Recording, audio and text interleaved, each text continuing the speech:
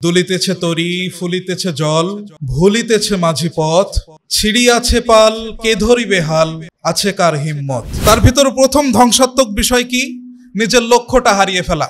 যেই লক্ষ্যে আমি এতদূর থেকে এখানে আসলাম, সেই লক্ষ্যটা প্রথমেই আমি হারিয়ে ফেলেছি। তো তাকদিরের উপরে ঈমান যে আনয়ন করেছি আমরা ঈমানে মুফাসসালের ভিতরে, বাস্তবিক ক্ষেত্রে বা আমাদের বুকের ভিতরে সেই ঈমান আছে কিনা? তাকদিরের উপরে আসলে কি আমাদের ঈমান আছে? তো প্রথম আমাদের ভিতরে রিজিকের ভয় ঢুকে, যে আমি যদি ভবিষ্যতে হুজুর হই, আমি যদি ভবিষ্যতে ইলমে দিন শিক্ষা করি, মাদ্রাসাতে শিক্ষক হই, মসজিদের ইমাম হই, তাহলে মনে হয় আমার সংসার খুব একটা ভালো করে চলবে না। আল্লাহ তাআলা আমাকে কোরআন হাদিস শেখার জন্য মনোনীত করেছেন, কবুল করেছেন। তো এই শুকরিয়াটা পাওয়ার পরে যদি আমি শুকরিয়া আদায় না করি, তাহলে আল্লাহ তাআলা তো আমার কাছ থেকে এই শুকরিয়া, এই যে নিয়ামত, এটা তো ছিনিয়ে নেবেন। আপনি যদি ইন্টারের পরে চিন্তা করেন যে না, আমি যদি কলেজে ভর্তি না হই, তাহলে আমি ভবিষ্যতে ইস্টাবলিশ হতে পারবো না, তাহলে কি করতে হবে? আমাকে লাইন পরিবর্তন করতে হবে। এর পরের আক্রমণটা কি? আমার মাথায় ঢুকিয়ে দেওয়া হয় যে না, তোমাকে সার্টিফিকেট অর্জন করতে হবে, তোমাকে পরীক্ষাতে 95 পেতে হবে 100-র ভিতরে। আত্মাহারিক টিভি, ওহির আলোয় উদ্ভাসিত জীবনের জন্য। আসসালামু আলাইকুম ওয়া রাহমাতুল্লাহি ওয়া বারাকাতুহু। আলহামদুলিল্লাহি ওয়াহদা ওয়াসসালাতু ওয়াসসালামু আলা মান লা নাবিয়্যা বা'দা, আম্মা বা'দ। আল্লাহ তাআলার শুকরিয়া আদায় করছি সর্বপ্রথম, এবং দুরূদ পাঠ করছি তার শেষ নবী মুহাম্মদ সাল্লাল্লাহু আলাইহি ওয়াসাল্লামের উপরে। প্রতি তালিমি বৈঠকে আলোচনা হয় ঈমান এবং আমলের উপরে। তো আজকের এই তালিমি বৈঠকে আলোচনা একটু ভিন্ন ধরনের, অর্থাৎ ছাত্রদের লক্ষ্য উদ্দেশ্য, অর্থাৎ তালিবুল ইলমের, একজন আদর্শ তালিবুল ইলমের লক্ষ্য উদ্দেশ্য কেমন হওয়া চাই, এই বিষয়ে সংক্ষিপ্ত পরিসরে আমি কিছু আলোচনা করার চেষ্টা করব ইনশাআল্লাহ। তো শুরুতেই আমি বিদ্রোহী কবি কাজী নজরুল ইসলামের কয়েকটি কবিতার পংক্তি দিয়ে শুরু করছি। কবিতার নাম হচ্ছে কান্ডারি হুঁশিয়ার। অনেকেই আপনারা কবিতাটা শুনেছেন। আমি প্রথম 5 লাইন বলবো। দুর্গমগিরি কান্তার মরু, দুস্তর পারাবার হে, লঙ্ঘিতে হবে রাত্রি নিশীথে, যাত্রীরা হুঁশিয়ার। দুলিতেছে তরি, ফুলিতেছে জল, ভুলিতেছে মাঝি পথ, ছিড়িয়াছে পাল, কে ধরিবে হাল, আছে কার হিম্মত। কে আছো জওয়ান, হও আগুয়ান, হাঁকিছে ভবিষ্যৎ। এ তুফান ভারী, দিতে হবে পাড়ি, নিতে হবে তরি পার। তো এখানে মোট 6 লাইন আমি কবিতা বলেছি। প্রথম 2 লাইনে একজন নাবিক, সে তার জাহাজের ভিতরে যে যাত্রীরা রয়েছে, সে যাত্রীদেরকে নিজেদের গন্তব্য সম্পর্কে জানাচ্ছে, যে দুর্গমগিরি কান্তার মরু, দুস্তর পারাবার হে, লঙ্ঘিতে হবে রাত্রি নিশীথে, যাত্রীরা হুঁশিয়ার। এটা হচ্ছে আমাদের গন্তব্য, যে এই রাত্রের ভিতরে দুর্গমগিরি, কান্তার মরু, এগুলো অতিক্রম করে আমাদেরকে যেতে হবে। এর পরের 2 লাইনে নাবিক অবস্থা জানাচ্ছে, যে অবস্থাটা কি এখন আমাদের। দুলিতেছে তরি, ফুলিতেছে জল, ভুলিতেছে মাঝি পথ, ছিড়িয়াছে পাল, কে ধরিবে হাল, আছে কার হিম্মত। তো আমরা যেই জাহাজে আছি, এই জাহাজটা দুলছে সাগরের উপরে। ফুলিতেছে জল, পানি আস্তে আস্তে ফুসে উঠছে। ভুলিতেছে মাঝি পথ, মাঝি পথ ভুলে যাচ্ছে। ছিড়িয়াছে পাল, কে ধরিবে হাল, অলরেডি জাহাজের যে মাস্তুল ছিল সেটা ছিঁড়ে গেছে। এখন হাল কে ধরবে, কার হিম্মত আছে। এটা হলো বর্তমান অবস্থা। এরপরে আহ্বান করছে সে। কি আহ্বান? কে আছো জওয়ান, হও আগুয়ান, হাঁকিছে ভবিষ্যৎ। এ তুফান ভারী, দিতে হবে পাড়ি, নিতে হবে তরি পার। যে এই যে আমরা বর্তমান যে তুফানের ভিতরে আছি, এই তুফানটা পাড়ি দিয়ে আমাদের কাফেলাকে গন্তব্যে পৌঁছাতে হবে। এজন্য কে প্রস্তুত আছো, সে আগুয়ান হও, সে এগিয়ে আসো। এটা হলো আহ্বান। তো আমরা এই কবিতার সাথে বর্তমানে আমাদের অবস্থাটা একটু মিলানোর চেষ্টা করি। দেখুন, আমরা যে মাদ্রাসাতে এসেছি ইলমে দ্বীন অর্জন করার জন্য, তো এটা আমরা ধরি যে কাল্পনিক একটা ইলমের জাহাজ, যেখানে কিছু যাত্রী আছে যাদের উদ্দেশ্য হচ্ছে তারা ইলমে দ্বীন অর্জন করবে, কোরআন হাদিসের জ্ঞান অর্জন করবে, মানুষকে সেটা প্রচার করবে, মানুষের মাঝে সেটা পৌঁছিয়ে দিবে। এখন এই জাহাজের অবস্থা কি? এই জাহাজের প্রথম নাবিক ছিলেন মহানবী সাল্লাল্লাহু আলাইহি ওয়াসাল্লাম। তিনি যখন চলে গেলেন তখন তার যে দায়িত্ব সেটা পালন কারা করছিল? সাহাবায়ে কেরাম। সাহাবায়ে কেরাম গত হয়ে গেলেন, তারপরে কে দায়িত্ব পালন করলো? তাবেঈন, তারপরে তাবেঈন, তারপরে আইম্মায়ে মুজতাহিদিন, এরপরে আস্তে আস্তে ধারাবাহিকতা আমাদের এই পর্যন্ত এসে পৌঁছেছে। এখন বর্তমানে আমরা যাদেরকে রাহবার মনে করি, আমাদের পথ প্রদর্শক, তারা তো একদিন চলে যাবেন নাকি?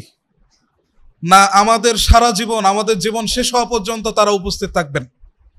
উপস্থিত তো থাকবেন না, তারা তো চলে যাবেন। তাদের জায়গাটা যে ফাঁকা হবে, এই জায়গাটায় কে বসবে? এখন বর্তমানে আমাদের যেই জাহাজের অবস্থা, আর কবিতাতে যেই জাহাজের অবস্থা বলা হয়েছে যে সাগর ফুঁসে উঠেছে, পাল ছিঁড়ে গেছে, বর্তমানে আমাদের জাহাজের অবস্থা তার থেকেও খারাপ। এখন আসি যে আমরা এখানে ইলমে দ্বীন অর্জন করার জন্য, জাতির রাহবার হওয়ার জন্য এসেছিলাম। একজন ছাত্র যখন টেকনাফ থেকে এখানে আসে, চট্টগ্রাম থেকে এখানে আসে, সিলেট থেকে এখানে আসে, সে অবশ্যই এই আশা নিয়ে আসে না যে রাজশাহীতে যাচ্ছি, আল মারকাজুল ইসলামিয়া সালাফি গালিব স্যারের মাদ্রাসায় যাচ্ছি, সেখানে গিয়ে আমি একজন বড় ডাক্তার হব। এই উদ্দেশ্যে আসে? এই উদ্দেশ্যে আসে না। সে সিলেট থেকে এখানে কেন আসছে? তার অবশ্যই ইচ্ছা ছিল যে যেখানে যাচ্ছি তাদের মতো আমি হব। কিন্তু এখানে আসার পরে বা বিভিন্ন প্রতিষ্ঠানে, অধিকাংশ প্রতিষ্ঠানের এখন এই অবস্থা, যাওয়ার পরে ছাত্রদের মাইন্ড পরিবর্তন হয়ে যায়, তারা বিভিন্ন ধ্বংসাত্মক বিষয়ের সাথে লিপ্ত হয়ে যায়। তার ভিতরে প্রথম ধ্বংসাত্মক বিষয় কি? নিজের লক্ষ্যটা হারিয়ে ফেলা। যেই লক্ষ্যে আমি এতদূর থেকে এখানে আসলাম, সেই লক্ষ্যটা প্রথমেই আমি হারিয়ে ফেলেছি, এটা হলো প্রথম ধ্বংসের বিষয়। তো এই লক্ষ্য হারিয়ে ফেলার বেশ কিছু কারণ আছে। দু একটি বিষয় আলোচনা করে আমি শেষের দিকে যাব, যেহেতু সময় সংক্ষিপ্ত। বেশ কিছু কারণের ভিতরে প্রথম কারণ হচ্ছে রিজিকের ভয়। কিসের ভয়? রিজিকের ভয়। দেখুন, আমরা ইমানে মুফাসসাল পড়েছি, তাই না? ইমানে মুফাসসাল তো পড়েছি, আমানতু বিল্লাহি ওয়া মালাইকাতিহি ওয়া কুতুবিহি ওয়া রুসুলিহি ওয়াল কদরি খায়রিহি ওয়া শাররিহি মিনাল্লাহি তাআলা। এই পাঁচটি বিষয় ইমান আনয়ন করতে হবে। কয়টা বিষয়ের উপরে?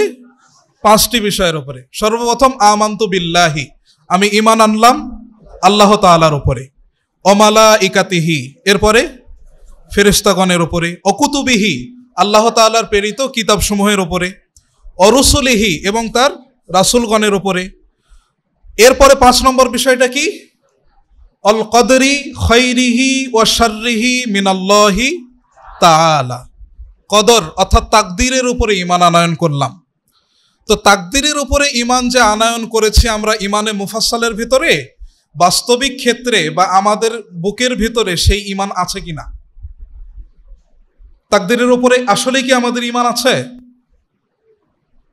আমি একটু বিষয়টা ভেঙে বলার চেষ্টা করি, তাহলে হয়তো সুবিধা হবে।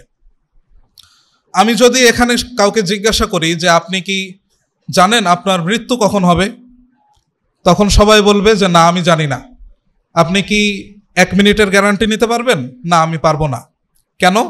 কারণ সে জানে যে মৃত্যুর সময় নির্ধারিত, আর এটা সহিহ হাদিস থেকে প্রমাণিত। রাসূল সাল্লাল্লাহু আলাইহি ওয়াসাল্লাম বলেছেন, যখন নবজাতক মায়ের গর্ভে আসে তখন একজন ফেরেশতা আসেন। ফেরেশতা আসার পরে সেই যার জন্ম এখনো হয়নি, ওই বাচ্চার কপালে 4টি জিনিস লিখে দেন। 4টি জিনিস লিখে দেন। কি কি 4টা জিনিস বলেন তো দেখি? 1 নম্বর হলো তার হায়াত, সে দুনিয়াতে কতদিন বাঁচবে, এটা লেখা আছে। আপনি যতই ভালো জীবন যাপন করেন, যতই স্বাস্থ্যসম্মত খাবার খান, আপনার যত দিন হায়াত আছে তার থেকে আপনি একদিন বেশি বাঁচবেন না। আবার যেভাবেই আপনি জীবনযাপন করেন, আপনি হয়তো রাস্তাতে কাজ করেন, তারপরেও আপনার যতদিন হায়াত আছে তার থেকে একদিন কম বাঁচবেন না। এটার উপরে মানুষ খুব বিশ্বাস করে। 2 নম্বর বিষয় হলো তার রিজিক। সে দুনিয়াতে কত টাকার মালিক হবে এটা তার কপালে লিখে দেওয়া হয়। 3 নম্বর হলো তার আমল, সে কি কি আমলের তৌফিক দুনিয়াতে লাভ করবে। এরপরে হলো সে সৌভাগ্যবানদের অন্তর্ভুক্ত হবে নাকি দুর্ভাগা হবে এই দুনিয়ার বুকে, এটা লিখে দেওয়া হয়। তাহলে 2 নম্বর বিষয় কি? রিজিক। দেখেন, এটা বিশ্বাস করতে হবে যে আপনার কপালে যতটুকু রিজিক আছে, আপনি 1 টাকার মালিক না হয়ে দুনিয়া থেকে যাবেন না। যদি 5 লক্ষ 1 টাকা আপনার কপালে লেখা থাকে, তাহলে 5 লক্ষ টাকার মালিক হয়ে আপনি দুনিয়া থেকে যাবেন না, ওই 1 টাকার মালিক হয়ে তারপরে যাবেন। এটা হলো রিজিক, যেটা তাকদিরের অন্তর্ভুক্ত। আমরা জানি তাকদির 2 প্রকার। একটা হলো তাকদিরে মুকাদ্দার, যেটা নির্ধারিত, যেটা দোয়াতে পরিবর্তন হয় না। আর আরেকটা হচ্ছে তাকদিরে মুআল্লাক, যেটা ঝুলন্ত অবস্থায় থাকে। আল্লাহ তাআলা নির্ধারণ করে দেন যে যদি সে এই আমলটা করে তাহলে এটা হবে। আগুনে যদি আপনি হাত দেন তাহলে হাত পুড়বে, এটা হলো তাকদিরে মুআল্লাক। যদি হাত না দেন তাহলে হাত পুড়বে না। তো তাকদিরে মুকাদ্দার যেটা, সেটার উপরে ঈমান আনয়ন করা ফরজ। যদি এটার উপরে ঈমান না থাকে তাহলে আমি অত কড়া ফতোয়া দিতে যাব না। আমি অনেক বড় মানুষ নই, তবে ফতোয়া অনেক কড়া, এ কথা সঠিক। তো প্রথম আমাদের ভিতরে রিজিকের ভয় ঢুকে যে আমি যদি ভবিষ্যতে হুজুর হই, আমি যদি ভবিষ্যতে ইলমে দ্বীন শিক্ষা করি, মাদ্রাসাতে শিক্ষক হই, মসজিদের ইমাম হই, তাহলে মনে হয় আমার সংসার খুব একটা ভালো করে চলবে না। এটা একটা ভয় আমাদের ভিতরে শুরুতে ঢুকে যায়। এজন্য আমরা চেষ্টা করি যে আমাকে বড় একজন ব্যবসায়ী হতে হবে, না হলে আমাকে কি হতে হবে, একজন ইঞ্জিনিয়ার হইতে হবে, না হলে আমাকে বড় একজন ডাক্তার হইতে হবে। তো দেখেন, আপনি এটা মনে করেন না যে আপনি যদি বড় একজন ডাক্তার হন তাহলে আপনার তাকদিরে যে রিজিকটা আছে সেই রিজিকের থেকে আপনি 1 টাকা বেশি ইনকাম করবেন। আর আপনি এটাও মনে করেন না যে আপনি যদি মসজিদের ইমাম হন তাহলে আপনার তাকদিরে যে রিজিক আছে সেই রিজিকের 1 টাকা কম আপনি ইনকাম করবেন। এটা কখনো হবে না, এটা আল্লাহ তাআলার পক্ষ থেকে নির্ধারিত। আচ্ছা, আরেকটু সহজ করে আমি বোঝাই। আপনার প্রত্যেকের এলাকাতে কিছু বড় লোক মানুষ আছে, কিছু ধনী মানুষ, জমিদার, টাকাওয়ালা আছে আছে। তো আপনি নিজের এলাকাতে যাবেন, এরপরে যদি এলাকা ছোট হয় তাহলে 10 জনের নাম লিস্ট করবেন যাদের টাকা সবচাইতে বেশি। আর যদি আরো বড় এলাকা হয় তাহলে 20 জনের নাম লিস্ট করবেন, একটা তালিকা করবেন। এরপরে 2টা ভাগ করবেন যে এদের ভিতরে কারা গ্রাজুয়েটেড, কারা শিক্ষিত আর কারা অশিক্ষিত। আপনি যদি 20 জনের নাম লিস্ট করেন, তালিকা একটা করেন, তাহলে দেখবেন যে সেখানে অর্ধেকের বেশি অশিক্ষিত। অধিকাংশর অক্ষর জ্ঞানটাও নাই, সিল দিতে হয়, সিল, স্বাক্ষর করতে পারে না। অথচ আল্লাহ তাআলা কত টাকা দান করছেন। এটা দেখেও কেন আপনি সার্টিফিকেটের পিছনে, আর কেন আপনি ডাক্তার হওয়ার পিছনে, কেন আপনি ইঞ্জিনিয়ার হওয়ার পিছনে ছুটলেন? এটাকেই তো আল্লাহ তাআলা বলছেন, ইয়া আইয়ুহাল ইনসানু মা গাররাকা বিরব্বিকাল কারীম। হে মানুষ, তোমাদেরকে কোন বিষয় ভুলিয়ে রাখলো রব থেকে? কোন বিষয় ভুলিয়ে রাখলো? সারা জীবন ছুটলেন, কিছুই পাবেন না। এটাই হলো নিয়ম। তো প্রথমে আমাদের রিজিকের ভয় আমাদের মাথায় ঢুকে যায়, এজন্য আমরা সিদ্ধান্ত পরিবর্তন করে ফেলি যে না, আমাকে আলেম হলে চলবে না, আমাকে ডাক্তার হতে হবে, আমাকে এমন একটা পেশায় যেতে হবে যেই পেশাতে অনেক টাকা ইনকাম হয়। তো দেখেন, পেশাতে যদি টাকা ইনকাম হতো, সার্টিফিকেট যদি কাউকে রোজগারের ব্যবস্থা করে দিতে পারত, তাহলে ওই যে আপনার গ্রামের যে নিরক্ষর মানুষগুলো আছে তারা সব না খেয়ে মারা যেত এতদিন, তাই না? না খেয়ে মারা যেত, সত্যিই মারা যেত। কিন্তু সে তো মারা যায়নি, বরং আপনি সার্টিফিকেট অর্জন করে, আপনি গ্রাজুয়েশন কমপ্লিট করে যতদূর গেছেন, যত টাকা ইনকাম করছেন, আপনার 3 জন 5 জন মিলে যা টাকা ইনকাম করছেন তার থেকে বেশি ওই একা ইনকাম করে। অথচ তার কোনো শিক্ষাগত যোগ্যতা নাই। তাহলে বোঝা গেল যে রিস্ক এটা আসমান থেকে নির্ধারিত হয়, বান্দার কাছে আসমান থেকে আসে। মানুষ দুনিয়াতে নিজের শক্তি দিয়ে রিস্ক অর্জন করতে পারে না। এরপরে দ্বিতীয় যেই ধ্বংসের বিষয়টা আমাদেরকে পেয়ে বসে, সেটা হলো মানে ধ্বংসের বিষয় তো ওই যে লক্ষ্য আমরা হারিয়ে ফেলি। তো লক্ষ্য হারিয়ে ফেলার প্রথম কারণ হচ্ছে রিজিকের ভয়, এবং দ্বিতীয় কারণ হচ্ছে নিয়ামতের শুকরিয়া না থাকা। আল্লাহ তাআলা পবিত্র কোরআনে বলছেন, লা ইন শাকারতুম লা আযীদান্নাকুম ওয়া লা ইন কাফারতুম ইন্না আযাবি লাশাদীদ। যদি তুমি আমার শুকরিয়া আদায় করো তাহলে আমি নিয়ামতকে বাড়িয়ে দেব, আর যদি শুকরিয়া আদায় না করো তাহলে এটা মনে রাখো যে আমার আযাব বড় ভয়ঙ্কর, বড় কঠিন। তো আমাদের ভিতরে নিয়ামতের শুকরিয়া এটা নাই। আল্লাহ তাআলা যে আমাকে একটা তৌফিক দান করলেন, আমি যে আমার গ্রামে কতগুলো ছেলেপেলে আছে, তারা কি সবাই লেখাপড়া করতে পারে না। অনেকে দেখা যায় যে ভাটায় কাজ করে, অনেকে দেখা যায় যে বিভিন্ন পন্থায় তারা রোজগার করছে। সেখান থেকে আমি শিক্ষার সাথে জড়িত রয়েছি, প্রথম বিষয়। দ্বিতীয় বিষয় হলো যে অনেকে শিক্ষার সাথে জড়িত আছে, তবে কোরআন হাদিস সবাই শেখে না। তারা টাকা খরচ করছে, দুনিয়াবি এলেম অর্জন করছে, কিন্তু আল্লাহ তাআলা আমাকে কোরআন হাদিস শেখার জন্য মনোনীত করেছেন, কবুল করেছেন। তো এই শুকরিয়াটা পাওয়ার পরে যদি আমি শুকরিয়া আদায় না করি, তাহলে আল্লাহ তাআলা তো আমার কাছ থেকে এই শুকরিয়া, এই যে নিয়ামত, এটা তো ছিনিয়ে নেবেন স্বাভাবিকভাবে। আপনি যদি মাদ্রাসায় ভর্তি হওয়ার পরের দিন থেকে আপনার মনে হয় যে না, মাদ্রাসাতে ভর্তি হয় এটা বড় ভুল হয়ে গেল, আমাকে কলেজে ভর্তি হইতো। আপনি যদি ইন্টারের পরে চিন্তা করেন যে না, আমি যদি কলেজে ভর্তি না হই তাহলে আমি ভবিষ্যতে এস্টাবলিশ হতে পারবো না, তাহলে কি করতে হবে? আমাকে লাইন পরিবর্তন করতে হবে। তো এই চিন্তাধারা যদি আপনার মাথায় থাকে তাহলে অটোমেটিক আপনি ছিটকে যাবেন। এরপরে আপনাকে আল্লাহ তাআলা এলেম যে মাধ্যম দিয়ে দান করছেন, যে মাধ্যমগুলো রয়েছে এলেম অর্জন হওয়ার, কি মাধ্যম? যেমন এই একটা প্রতিষ্ঠান, এই প্রতিষ্ঠানের মাধ্যমে কত ছেলেবেলে কোরআন হাদিসের জ্ঞান অর্জন করছে। এটা একটা কোরআন হাদিসের জ্ঞান অর্জিত হওয়ার মাধ্যম, প্রতিষ্ঠান। 2 নম্বর, শিক্ষকের মাধ্যমে আপনি কোরআন যেটা জানতেন না সেটা জানতে পারছেন, হাদিস যেটা বুঝতেন না সেটা বুঝতে পারছেন। শিক্ষক একটা মাধ্যম। 3 নম্বর মাধ্যম হলো কিতাব। আপনি দর্শে যে বইগুলো নিয়ে বসেন সেগুলো হচ্ছে আরেকটা মাধ্যম। তো এই যে মাধ্যমগুলো রয়েছে, এই মাধ্যমগুলোর তাজিম, সম্মান আমার ভিতরে থাকতে হবে। যদি এই তাজিম, সম্মান আমার ভিতরে না থাকে তাহলে আমি কখনোই ইলম প্রাপ্ত হব না। যদি আপনি বলেন যে এই কথা কি কোন কোরআনে আছে, আমি বলবো যে না, এই কথা কোরআনে নাই। আপনি যদি বলেন যে এই কথা হাদিসে আছে, আমি বলবো যে না, এই কথা হাদিসেও নাই। তবে এটাই নিয়ম।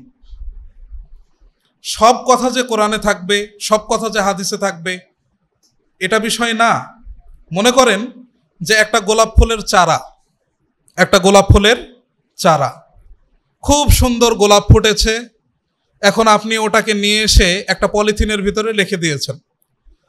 আপনার স্বাভাবিকত মনে হবে যে না, এত সুন্দর একটা গোলাপের গাছ অবশ্যই একটা টবের উপরে থাকার দরকার। সে একটা টব পায়, এটা তার অধিকার। আপনি বাজার থেকে একটা টব কিনে নিয়ে এসে গোলাপ ফুলের চারাটা ওর ভিতরে রাখেন। এখানে তো কই আপনি কোরআন হাদিস খুঁজেন না যে এই বিধান কি কোরআনে আছে, এই বিধান কি হাদিসে আছে, আপনি খুঁজেন না। কিন্তু যখনই আপনাকে বলা হয় যে হাদিসের কিতাব আপনি নিচে রাখেন না, টুলের উপরে রাখেন, বেঞ্চের উপরে রাখেন, তখন আপনি হাদিস খোঁজেন যে না, এই কিতাব কি নিচে রাখা যাবে না, এরকম কোনো দলিল আছে, রাসূল কি নিষেধ করেছে? দেখুন, রাসূল সাল্লাল্লাহু আলাইহি সাল্লাম তো নিষেধ করবে না যে আমার হাদিসের কিতাব তুমি নিচে রাখো না। কিন্তু এই তাজিম তো ছাত্র হিসেবে আপনার ভিতরে থাকা দরকার ছিল কি না? অবশ্যই ছিল। তো এই যে ইলম আসার যে মাধ্যম, এই মাধ্যমকে যে আমরা সম্মান করছি না এবং শুকরিয়া যে আদায় করছি না, এটা হচ্ছে আমাদের দ্বিতীয় কারণ যে আমরা ইলম থেকে বঞ্চিত হচ্ছি। সবাই, আমি, আপনি, সবাই এই ধরনের কাজে যুক্ত থাকার কারণে এলেম থেকে বঞ্চিত হচ্ছি। এরপরে আমরা তো লক্ষ্য হারিয়ে ফেলেছি আগেই। লক্ষ্য হারানোর পরে আমরা দিক বিদিক ছোটাছুটি করছি, কেউ এদিকে যায়, কেউ ওদিকে যায়, কেউ টার্গেট বিসিএস করবে, কেউ টার্গেট মেডিকেলে ভর্তি হবে, কেউ আবার টার্গেট করে যে না আমি বড় ব্যবসায়ী হব। অথচ তারা একই ছাদের নিচে থাকে, একই বই পড়ে, কিন্তু এক একজনের লক্ষ্য এক এক রকম। এই লক্ষ্য বিভ্রান্তিতে যখন আমরা ভুগছি, ঠিক তখন আমাদের উপরে এর পরের আক্রমণটা হয়। এর পরের আক্রমণটা কি? আমাদের মাথায় ঢুকিয়ে দেওয়া হয় যে না, তোমাকে সার্টিফিকেট অর্জন করতে হবে, তোমাকে পরীক্ষাতে 95 পেতে হবে 100-র ভিতরে। এখন আপনি চিন্তা করেন যে কিভাবে 2টা সার্টিফিকেট বাড়ানো যায়। আপনি একই সাথে এদিকে মাদ্রাসায় পড়েন, ওদিকে কলেজে পড়েন, ওদিকে আবার এক কওমি মাদ্রাসাতে ভর্তি হয়ে আসেন, ওদিকে বিশ্ববিদ্যালয়ে ভর্তি আসেন। এরপরে 4-5টি শিক্ষা প্রতিষ্ঠান একসাথে কভার করার পরে দেখা যায় যে আপনার বছর শেষে অনেকগুলো সার্টিফিকেট জমা হয়, কিন্তু আপনি অনেক কিছু শিখে ফেলেন, আদতে কিছুই শিখেন না। দেখা যায় যে আপনি একই সাথে এক ক্লাসে গণিত পড়ছেন, একই ক্লাসে আরবি পড়ছেন, একই ক্লাসে ইংরেজি পড়ছেন, একই ক্লাসে বাংলা পড়ছেন, কিন্তু আপনি সবই জানেন, কোনোটাই ভালোভাবে জানেন না। আপনাকে যদি বলা হয় যে তুমি একটা সাবজেক্ট ক্লাস নাও, তাহলে আপনি নিজের জন্য সাবজেক্ট নির্ধারণ করতে পারবেন না। আপনি দ্বিধাদ্বন্দ্বে ভুগবেন যে আমি কি ইংরেজি পড়াবো, নাকি আমি গণিত পড়াবো, নাকি আমি আরবি পড়াবো। আপনি কোনোটাই ভালোভাবে জানেন না, অথচ আপনি সবই জানেন। তো এটা কি জন্য হয়? এটা হয় হলো পরীক্ষা কেন্দ্রিক পড়াশোনা করার কারণে। আপনার যখন টার্গেট থাকবে যে না, পরীক্ষাতে আমি যাই হয়ে যাক আমাকে পরীক্ষাতে 98 পেতে হবে, তখন পরীক্ষা কেন্দ্রিক পড়াশোনা ভিন্ন হয়, আর যোগ্যতা অর্জনের জন্য পড়াশোনা কিন্তু ভিন্ন হয়। তো দেখা যায় যে আপনারা পরীক্ষা কেন্দ্রিক পড়াশোনা করেন, যার কারণে পরীক্ষাতে আপনার ভালো নম্বর হয়ে যায়। দেখা যায় যে 100 আরবি শিখে আপনি পরীক্ষা দিয়েছেন, আপনি 100-তে 98 পেয়েছেন, কিন্তু আপনাকে যখন একটা আরবি বাক্য বলা হলো, বাংলা বলা হলো যে এটার আরবি করো, আপনি পাচ্ছেন না। আপনি হিদায়াতুন নাহু পড়েছেন, হিদায়াতুন নাহুতে আপনি 95 পেয়েছেন, অথচ আপনি ফাইল চেনেন না, আপনি মাফুল চেনেন না, রফা কাকে বলে আপনি জানেন না, নাসব কাকে বলে আপনি জানেন না। তাহলে এই 98 আপনার জীবনে কোনোদিন হাসবেও না, কাঁদবেও না। আর এই 98 দিয়ে আপনি যে সার্টিফিকেট অর্জন করবেন, সেও আপনাকে রিজিকের কোনো দ্বার খুলে দিতে পারবে না। তাহলে এটা হলো আমাদের দ্বিতীয় ধ্বংসের কারণ। এরপরে যে বিষয়টা আমাদের সামনে আসে সেটা হলো নৈতিক অবক্ষয়। শুধুমাত্র আমি এই মাদ্রাসার ছাত্রদেরকে বলবো না, আমাদেরকে যারা দেখছেন সকল মাদ্রাসাতে এই সমস্যাটা আমি দেখেছি। আমি একাধিক মাদ্রাসা দেখেছি, খেয়াল করেছি, সেখানকার ছাত্রদের ভিতরে যে মানসিকতা সেটা আমি খুব ভালোভাবে পর্যবেক্ষণ করেছি, এবং এটা আমার কাছে মনে হয়েছে যে বর্তমান যুগে কি মাদ্রাসা, কি স্কুল, কি কলেজ, কি বিশ্ববিদ্যালয়, সব জায়গায় ছাত্রদের ভিতরে নৈতিক অবক্ষয়ের বিষয়টা চরমভাবে প্রকাশিত হয়েছে। তারা শিক্ষকদেরকে শিক্ষক মনে করে না, ছাত্রদেরকে ছাত্র মনে করে না, প্রতিষ্ঠানকে প্রতিষ্ঠান মনে করে না, নিজেদেরকে তারা রাজাধিরাজ বাদশাহ মনে করে। তারা মনে করে যে আমরা এই দেশের সরকার, আমরা এই দেশ চালাই। বর্তমানে ছাত্রদের ভিতরে এই ধরনের ট্রেডিশন চলে এসেছে। বিশেষ করে এই যে গত বছর জুলাই অভ্যুত্থানের পরে এই বিষয়টা আরো প্রকটভাবে সামনে এসেছে আমাদের। তো দেখুন, প্রত্যেকটা মাদ্রাসায়, যেগুলো মাদ্রাসাতে উপরের ক্লাসগুলো রয়েছে, ইন্টার লেভেল রয়েছে, এরপরে দাওরায়ে হাদিস রয়েছে, সানাবিয়া রয়েছে, আলিম রয়েছে, এগুলো মাদ্রাসার দিকে যদি আপনি খেয়াল করেন তাহলে দেখতে পাবেন যে ওপরের দিকে ছাত্রদেরকে সবসময় ছাড় দেওয়া হয়, সবসময় ছাড় দেওয়া হয়। অন্যান্য ছাত্রদের যদি মোবাইল ফোন ব্যবহার করার অনুমতি না থাকে, তাহলে অনেক প্রতিষ্ঠানে এরকমও দেখা যায় যে তাদেরকে মোবাইল ফোন ব্যবহারের অনুমতিও দেওয়া হয়। আবার দেখা যায় যে অন্যান্য ছাত্ররা ছুটি ছাড়া বাইরে যেতে পারে না, কিন্তু ওপরের ছাত্ররা ছুটি ছাড়া বাইরে যেতে পারে। তো এই যে ছাড়টা দেওয়া হয়, এটা কেন দেওয়া হয়? সব প্রতিষ্ঠানই দেয়। কেন দেয়? এটা কখনো আপনি চিন্তা করেছেন কেন দেয়? আমি ব্যাখ্যা করি একটু। কারণ তারা যেই লেভেলে অবস্থান করছে, এটা হলো তার পরের ধাপ, অর্থাৎ কর্মজীবনের শুরু। এখান থেকে তাকে সিদ্ধান্ত নেওয়া লাগবে যে আমি কর্মজীবনে গিয়ে কি করব।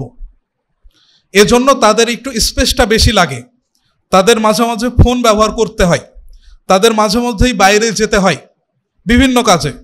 তাকে কর্মজীবনের প্রস্তুতি হিসাবে আমি একটা ছোট্ট গল্প শোনাই, ছোট্ট, 1 মিনিট লাগবে। আমরা একটা গল্প পড়েছিলাম বাংলা বইয়ে, 1 বছরের রাজা। আপনারাও হয়তো অনেকে পড়েছেন 1 বছরের রাজা।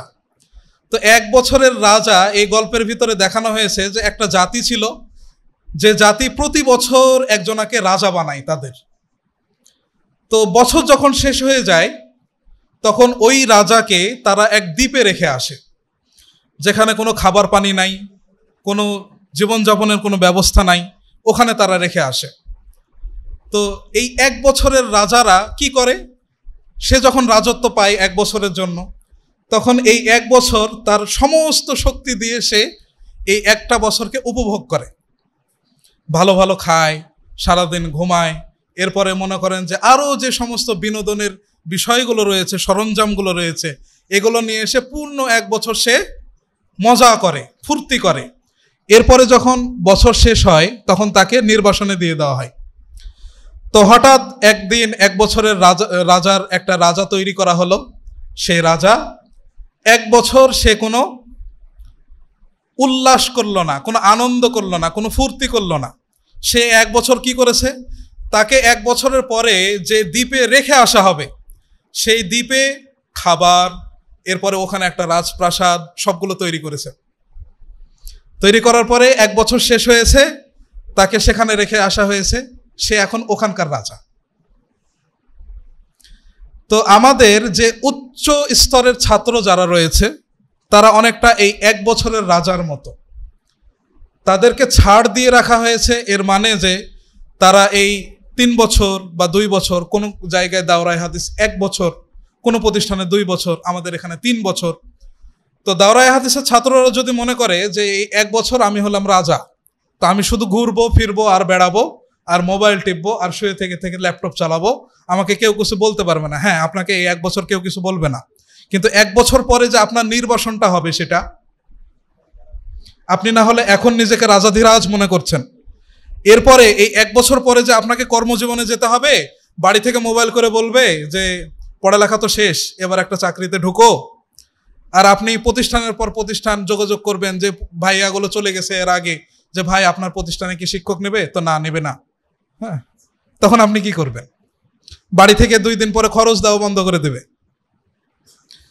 তো সুযোগটা এজন্য দেওয়া হয় না যে ছাত্ররা ফুর্তি করবে, সুযোগটা এজন্য দেওয়া হয় যে সে যেন এই 1 বছরে বা 2 বছরে বা 3 বছরে তার যে কর্মজীবনের জায়গাটা, সেই জায়গাটা যেন সজ্জিত করতে পারে।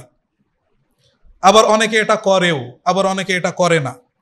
তো যারা করে না তাদের মাধ্যমে যে ক্ষতিগুলো হয় ছাত্রদের, এই ক্ষতিগুলো আসলে বর্ণনা করা সম্ভব না। বেশিরভাগ প্রতিষ্ঠানেই যারা উপরের দিকে ছাত্ররা সচেতন নয়, নিজেদের কর্মজীবন সম্পর্কে সচেতন নয়, পড়ালেখা সম্পর্কে সচেতন নয়, এরা নিজেদেরকে নায়ক মনে করে, হিরো মনে করে। তো এদের মাধ্যমে ছাত্ররা উগ্রতা শিখে। কি শিখে? উগ্রতা শিখে। বড় ভাই তিনি কর্মজীবনের জন্য প্রস্তুতি নিচ্ছেন, যে কিতাবগুলো তার মোটামুটি কাঁচা আছে সেই কিতাবগুলো তিনি নতুনভাবে ঝালিয়ে নিচ্ছেন। এটা যদি একজন ছোট ভাই দেখে তাহলে তার কাছ থেকে কিছু শিখবে। কিন্তু ছোট ভাই যদি দেখে যে না, আমার বড় ভাই সারাদিন মোবাইল নিয়ে টিপাটিপি করে আর কোনো শিক্ষক তাকে কিছু বলতে পারে না, তাহলে তার ভিতরে একটা উগ্রতা চলে আসবে, এটা অটোমেটিক আসবে। এটা বেশিরভাগ প্রতিষ্ঠানেই আসে, এই ধরনের রোগগুলো দেখা যায়। তো আমরা আহ্বান করব যারা বড় ছাত্র রয়েছেন তারা অবশ্যই নিজেদের কর্মজীবন সম্পর্কে সচেতন হন, কারণ আপনার এই রাজত্ব অচিরেই শেষ হবে। এরপরে 2-1টা, আমার সময় শেষের দিকে, আর 2-1টা কথা বলে আমি এখানে শেষ করব যে আমাদের এই মুহূর্তে করণীয়টা কি। আমাদের এই মুহূর্তে করণীয়, প্রথম করণীয় হচ্ছে যে আমাদের যে দুর্বলতাগুলো আছে এটা একটা খাতায় নোট করা, যে আমি কি কি পারি না। এই দুর্বলতাগুলো খাতায় নোট করে এই দুর্বলতা কিভাবে দূর করা যায় সেটার একটা উদ্যোগ গ্রহণ করা, ব্যবস্থা নেওয়া, এটা হলো প্রথম কাজ। কেউ যদি বলেন যে না আমি যতগুলো বই পড়েছি এই কোনো বইয়ের ভিতরে আমার কোনো দুর্বলতা নাই, তাহলে আপনাকে আমি পরামর্শ দেব যে আপনি নতুনভাবে স্কিল বাড়ানোর চেষ্টা করুন, নতুন কিছু শেখার চেষ্টা করুন। আর কি কি যোগ্যতা আমার ভিতরে থাকলে আমি কর্মজীবনে ঢোকার সাথে সাথে ভালো একটা স্তর পর্যন্ত পৌঁছাতে পারবো, এটা আপনি একটা খাতাতে নোট করেন। এরপরে সে অনুযায়ী ওই স্কিলগুলো অর্জন করার চেষ্টা করেন। তো এখন দেখা যায় যে অনেক ছাত্র আমরা যেহেতু এখানে আরবি পড়ি, কোরআন পড়ি, হাদিস পড়ি, কোরআনের হাদিসের ভাষা কি? আরবি। তো আরবি যে যত ভালো জানবে সে তত ভালো কোরআন হাদিস থেকে মাসালা নিতে পারবে।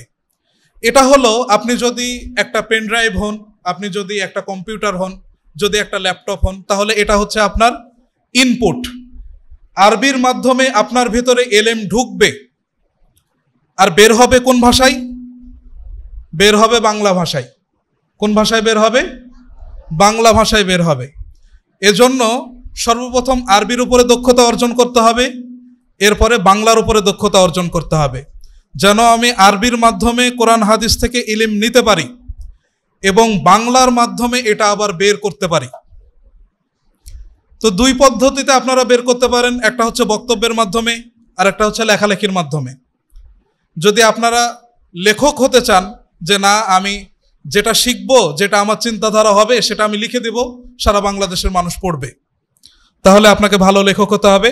আর ভালো লেখক হতে হলে ওই কুল্লিয়ার পরে বা সানাবিয়ার পরে যে এটা সম্ভব না, কারণ সে সময় ভিতরে একটা ইগো কাজ করে, আর ইগোর সাথে ইলম অর্জন করা কখনো সম্ভব হয় না। ইলম অর্জন করতে হলে অবশ্যই নিজেকে ছোট হয়ে করতে হয়। তো পরামর্শ থাকবে, ছোট থেকেই লেখালেখি প্র্যাকটিস করুন। যদি আপনার মনে হয় যে না লেখালেখি আমার দ্বারা হবে না, তাহলে আপনি ভালো বক্তা হন, গুছিয়ে কথা বলা শিখুন, যে আমার মাধ্যমে আমি যে চিন্তাধারাটা অর্জন করব এটা মানুষ আমার মাধ্যমে বক্তব্যের মাধ্যমে জানবে, আমি মানুষের মাধ্যমে পৌঁছিয়ে দেব। আপনি যদি কথা বলা না শেখেন, তাহলে মানুষ কি আপনার বক্তব্য শুনবে? শুনবে না। তাহলে বক্তব্য শিখতে হবে। তো এটা হলো আউটপুট, আর আরবি হলো ইনপুট। এই দুইটা খুব ভালোভাবে রপ্ত করুন। তো এখন বলতে পারেন যে তাহলে ক্লাসের পড়ালেখা এটা একটা কাজ, আবার এগুলোও যদি আমি অর্জন করার চেষ্টা করি তাহলে এগুলোও আলাদা কাজ। এত কাজ আমি কখন করব? আমাদের পড়ালেখা দেখা যায় যে এক একজনের সাবজেক্ট হলো 14টা 15টা সাবজেক্ট।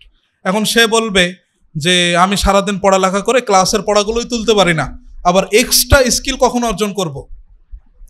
তো দেখুন, আমি আপনাকে একটা কথা বলি যে যতদিন পর্যন্ত আপনি নিয়মের ভিতরে থাকবেন, একটা প্রতিষ্ঠানের কিছু নিয়ম আছে, যে ঘুমের একটা সময় আছে, পড়ার একটা সময় আছে, খেলার একটা সময় আছে, ক্লাসের একটা সময় আছে। শুধুমাত্র ওই সময়গুলো যখন আপনি ফলো করে চলবেন, তখন আপনার দ্বারা কিছু হওয়াটা অসম্ভব। আপনি যদি মনে করেন যে আমার দ্বারা কিছু হবে, আমি কিছু অর্জন করব, তাহলে আপনাকে অবশ্যই ঘুমের সময় পড়তে হবে, ঘুমকে কোরবানি করে পড়তে হবে। এরপরে আপনি যদি মনে করেন যে না আমার আরও বেশি স্কিল দরকার, তাহলে আপনাকে খেলা কোরবানি করতে হবে, বাইরে ঘোরাঘুরি এটা কোরবানি করতে হবে। যতদিন পর্যন্ত এই সময়গুলোকে না বাঁচিয়ে আপনি এখানে ইনভেস্ট না করবেন, ততদিন পর্যন্ত কোনো কিছু অর্জন হওয়া এটা দুষ্কর, বলতে গেলে অসম্ভব। যখনই কোনো মানুষ কোনো কিছু অর্জন করে, তাদেরকে জিজ্ঞাসা করে দেখবেন তারা রুলসের ভিতরে চলে কোনো একটা জিনিস অর্জন করে ফেলছে, এটা হয় না। তাকে অবশ্যই রুলসের বাইরে বের হওয়া লাগে। এমনকি আপনি যদি মনে করেন যে না আমি আল্লাহ তাআলার প্রিয় হব, একটা হাদিস আছে, রাসূল সাল্লাল্লাহু আলাইহি সাল্লামকে এক সাহাবী অজুর পানি ঢেলে দিলেন, খুব প্রসিদ্ধ হাদিস। তো তিনি বললেন যে আমার কাছ থেকে কিছু চাও। তো সাহাবী বললেন কি, যে আমি আপনার সাথে জান্নাতে থাকতে চাই। তো রাসূল বললেন যে না এটা ছাড়া অন্য কিছু চাও। তখন সাহাবী বললেন যে না এটাই চাই। তখন রাসূল কি উত্তর দিয়েছিলেন? যে আমার সাথে জান্নাতে থাকতে হলে কি করতে হবে? বেশি বেশি নফল আদায় করা লাগবে, বেশি বেশি নফল আদায় করতে হবে। তো কেউ যদি মনে করে যে আমি শুধুমাত্র 5 ওয়াক্ত সালাতের ভিতরে সীমাবদ্ধ থাকব, তাহলে সে আল্লাহ তাআলারও প্রিয় হতে পারবে না। আল্লাহ তাআলার প্রিয় হতে হলে তাকে অবশ্যই তাহাজ্জুদে অভ্যস্ত হতে হবে। ঘুমকে অবশ্যই বাদ দিতে হবে, অন্যথায় হয় না এগুলো। আমি মনে হয় আমার কথা খুব একটা ভালোভাবে বোঝাতে পারছি না, এজন্য আমি দুঃখিত। আমি সামনের দিকে যাচ্ছি। তো এরকম হতে হবে যে পড়ালেখার জন্য সারা রাত জাগতে হবে, সারা রাত জেগে পড়াশোনা করতে হবে।